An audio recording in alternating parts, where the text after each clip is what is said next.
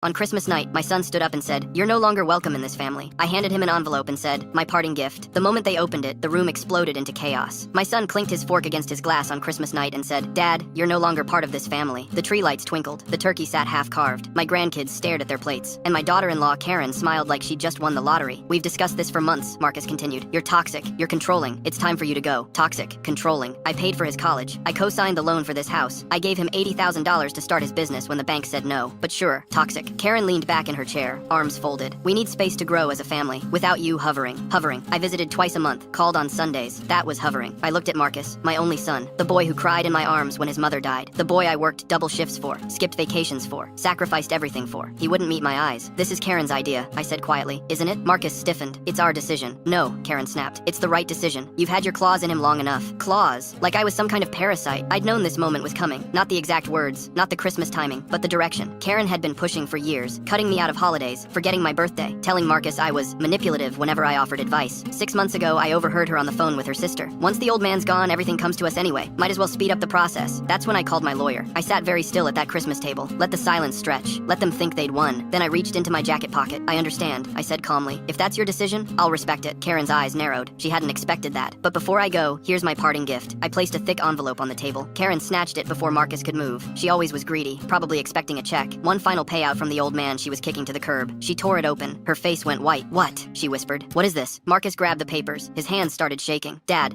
what did you do?" I took a sip of wine. "You wanted me out of the family. I'm simply honoring your request." Inside that envelope was 6 months of legal work. The house they lived in, the down payment came from my account. I had the receipts. The deed was structured through a family trust I'd set up years ago. A trust I controlled. Their business, built on a loan I co-signed. When they missed payments last year, the bank contacted me. I paid it off, which meant I now held the note. Their savings account, funded largely by gifts I'd given over the years. Gifts that, according to my lawyer, were actually loans with documentation I'd kept and they'd forgotten. Every major asset they had was legally tied to me, and the envelope contained formal notice that I was calling in every single one. Karen started screaming, "You can't do this. This is our house." "Actually," I said, "it's mine. Check page 4. Marcus flipped frantically through the papers. His face crumpled when he found it. "The trust. Dad, you put everything in a trust? Years ago. You signed the paperwork yourself. Didn't read it, did you?" Karen spun on Marcus. "You idiot. You signed away our house?" "I didn't know. He said it was tax stuff." "You're so stupid. You're so incredibly stupid." The kids started crying. The Christmas music played on, absurdly cheerful. I stood up, buttoned my jacket. "You have 45 days to vacate the property. The business accounts are frozen pending review, and you've been formally removed as beneficiaries from everything I own." Marcus grabbed my arm. "Dad, please. We didn't mean it. Karen just what?" Karen shrieked. "Don't you dare blame me. You've been poisoning him against me for years, because your father is a controlling monster." I pulled my arm free. "Merry Christmas," I said, "and goodbye." I walked to the door. Behind me, I heard Karen sobbing, Marcus shouting, the kids wailing.